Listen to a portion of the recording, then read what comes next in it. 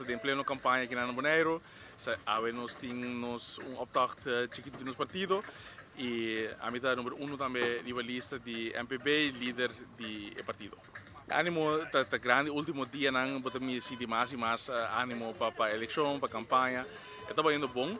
Nós temos agora que pouco de campanha de informação também para o cliente, não tem suficiente informação, então nós sabemos está sendo agora aqui. E a situação de pobreza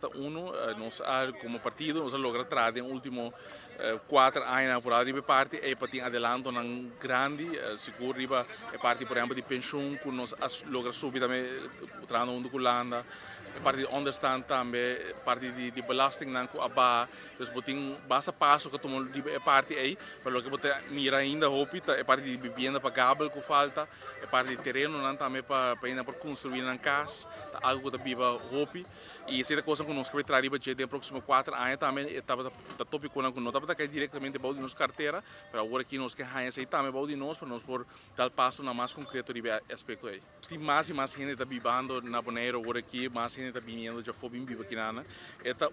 algo que está passa cultura que tem desenvolvimento seguro e desenvolvimento rápido que nós estamos conhecendo aqui na nós precisamos tomar passo na concreto para prevenir que se está seguir com a perda da cultura boa identidade se é algo também que nós tomar opera sério também como de nós aspecto de lança seguro de nosso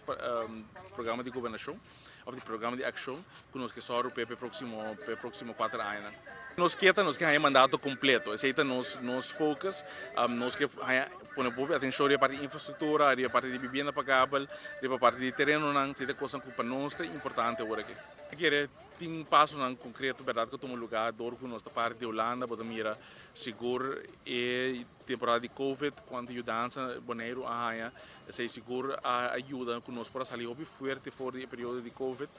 e não para mira toque benefício que é com nossa parte de Holanda então é porta algo também seguro para o também ter em conta com ele